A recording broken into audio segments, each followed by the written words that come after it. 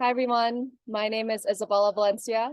I'm a sustainable agriculture intern here with El Terreno, and I'm here to present my internship exploring the potential of sustainable development approaches in Bolivar province in promoting climate change resiliency. So a little bit of context into Bolivar province. The province is located right about here, if you're familiar with the geography of Ecuador. But along with that, the province is vulnerable to climate change impacts. For one, the province is home to marginalized and low-income communities, including indigenous groups that we know are disproportionately impacted by climate impacts.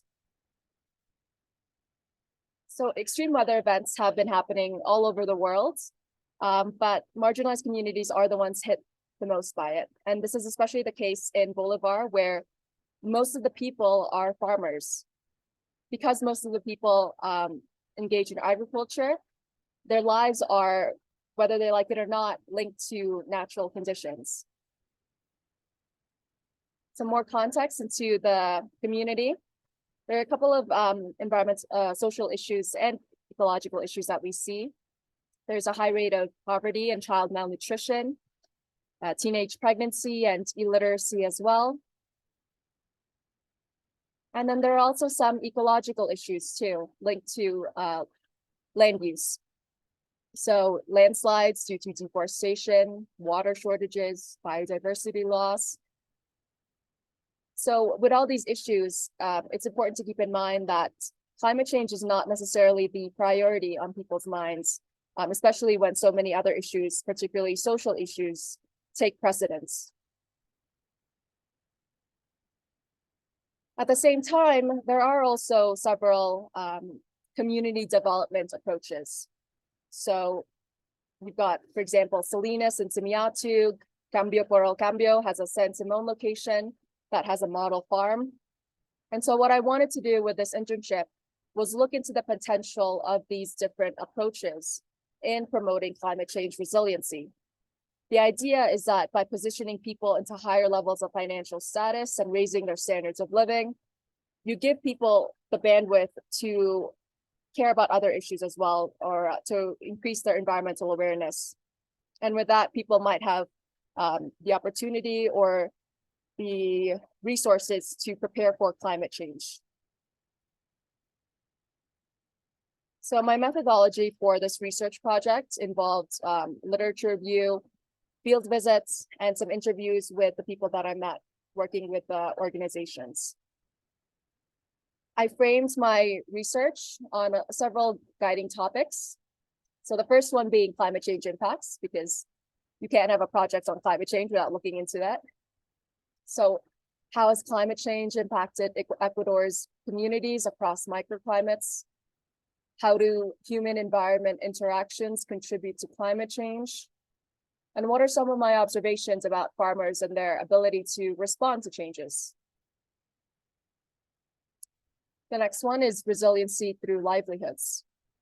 So how can community members diversify their income streams outside of agriculture or outside of livelihoods that are dependent on natural conditions? I also wanted to look into the role of ecotourism and how it can strike a balance between economic growth and environmental conservation. The third one is farming practices. So in Bolivar province, many people use or engage in monoculture cultivation. So I wanted to look into the potential of regenerative agriculture as a means of not only reducing contribution to climate change, but also reducing vulnerability to it. And the fourth one is political movements.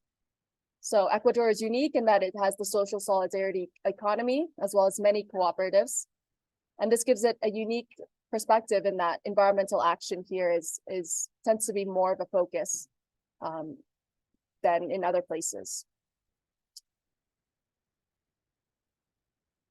So the first aspect I looked into was climate change impacts. So I wanted to look into what are some baseline studies into climate change vulnerability.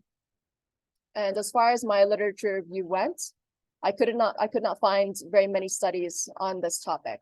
There were some, but not as much as I would have liked to really compare them. But what I did find was that historically, if you look into the climate data, over the past 12 years, the average annual rainfall in Guaranda has been decreasing. This is interesting because in Ecuador, you pretty much only have rainy and dry seasons. You don't have 4 seasons. And so if you have a decreasing rainy season, or just, you know, average rainfall decreasing overall over a year, that can lead to greater unpredictability for many people. At the same time, I also wanted to look into climate change contribution. Now, the average Ecuadorian is not going to contribute very much to climate change compared to me as an American, but there are certain actions that they do that can impact the microclimate that they are in, and that can affect to what extent they feel the impacts. So a little bit of historical background. Historically, many indigenous communities in Ecuador live in the highlands. This was because during Spanish rule, many of them had to flee, and this was one of the few places where they could find refuge. And over the past few decades, many farmers in the communities, the highlands, have actually been converting many of the hills that you see here into farmlands, and they've started to engage in monoculture cultivation. Now, this has a couple of impacts, because previously, much of the land used to be populated by these trees called polylepis. What happens when you have this type of land use change going on is that it can disrupt ecological cycles. If, for example, you have less trees, then that affects the water cycles. And it also can lead to more issues, such as landslides, because you're affecting the ability of the existing plants to hold down the soil and to protect it from future disasters. And then to a lesser extent, heavy chemical pesticide use can also contribute to climate change, as well as pollution and other ecological problems. The next dimension I looked into was livelihoods. So how can people in the community look to diversify their income aside from agriculture, so that they have different forms of backup, so that in case, you know, for example, in one season, the agriculture fields aren't great, they have another stream of income to sustain them. So I looked into 2 main communities, the first one being Simiatu, located just north of where we are in Atambala. So in Simiatu is known for its many artisanal goods. So this is an example of the market that you'll see there on a daily basis. And they're also known for their embroidery.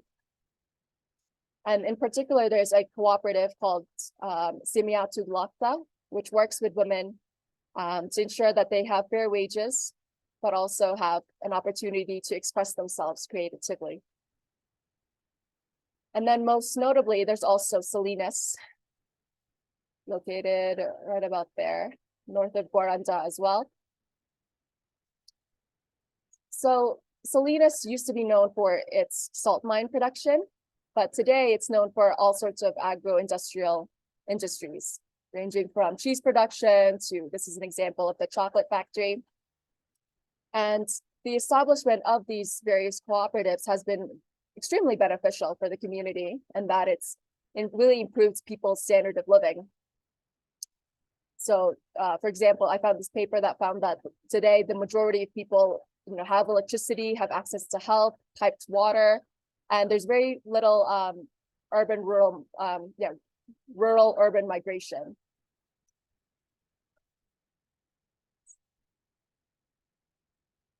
At the same time, there are a few considerations too that I want to highlight.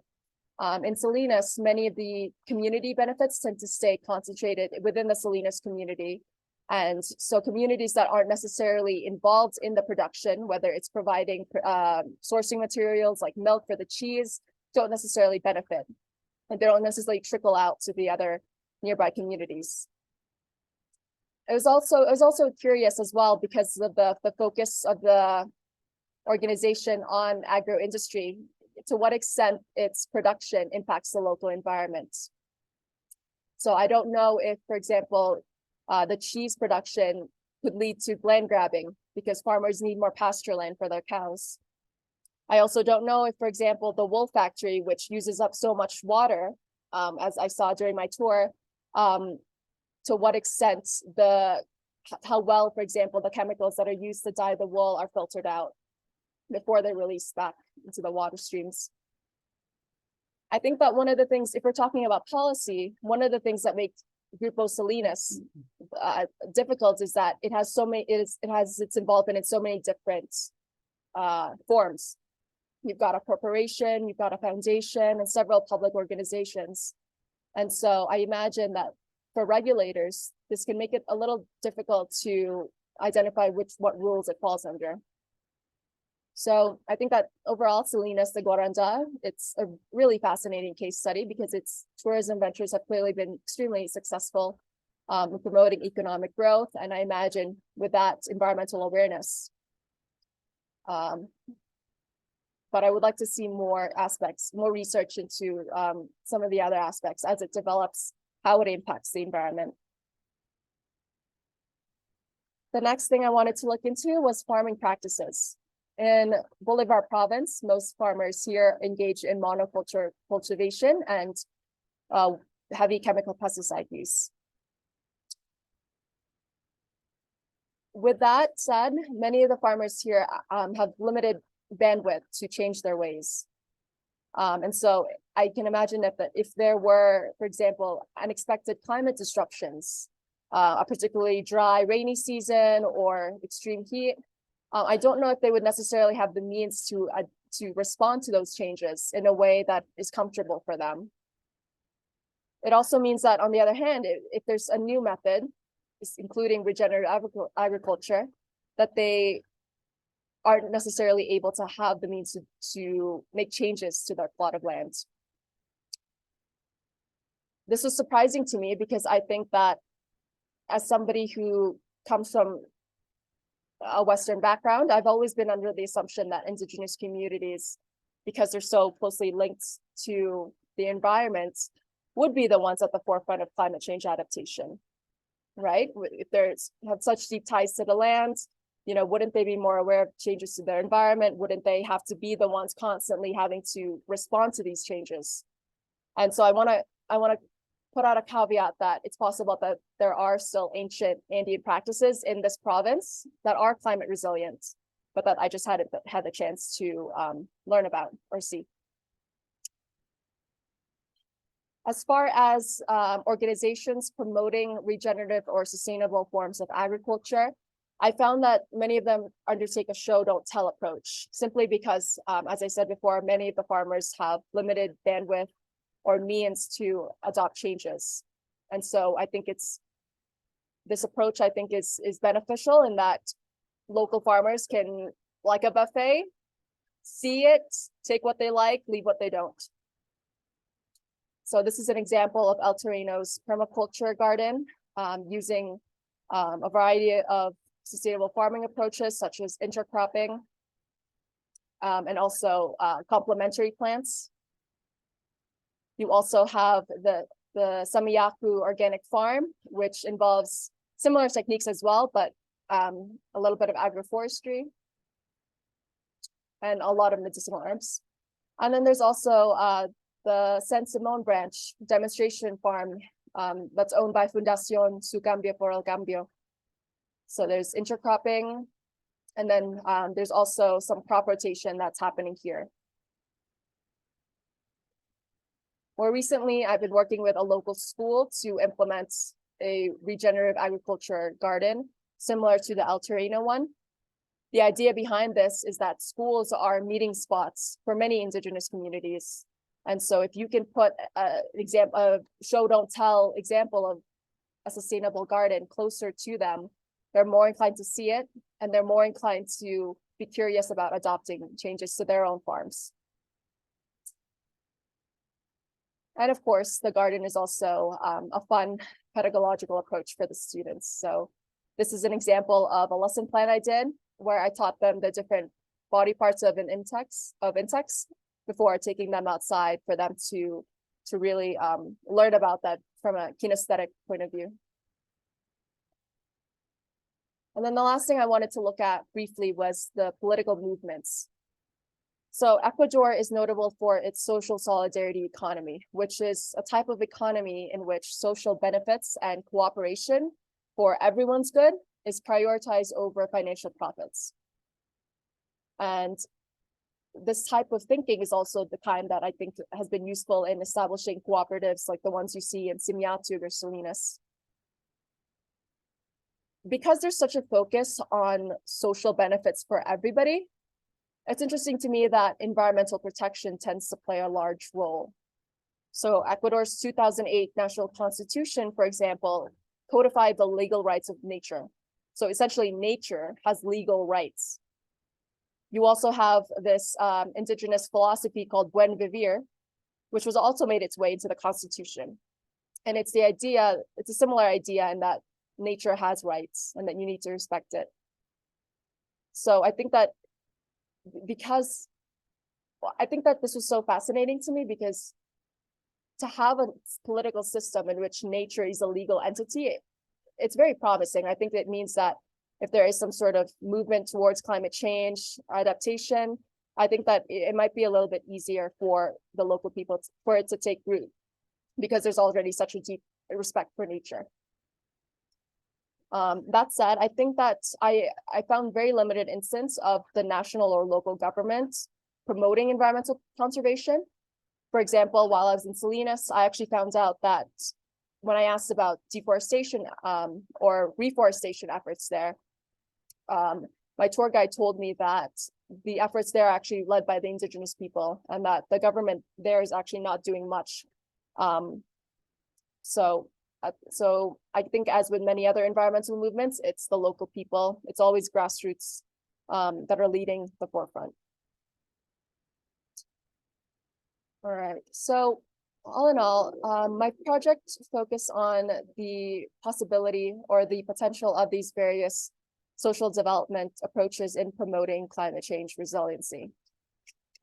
And I think that given that climate change action tends to rank low as a priority or as a concern among Bolivar residents, I wanted to look into the potential of these approaches in promoting climate adaptation indirectly or directly if possible. And so I think my main takeaway from this is that there is no, among all the different approaches that I looked into, is that there is no perfect approach to climate change resiliency. Ideally, any of the approaches taken are not going to make climate change necessarily the main focus. In fact, you're going to have to prioritize other developmental approaches. So whether it's education, whether it's nutrition, whether it's public health, prioritize those first, or rather advertise those first, and then hopefully those will have some sort of link to climate change. This is the sort of thing that I encountered, for example, with my school project, where in trying to sell the project, the idea of the project to people, what we prioritized first were actually the educational benefits, the benefits to the school as far as pride and aesthetics, and then we mentioned the environmental benefits.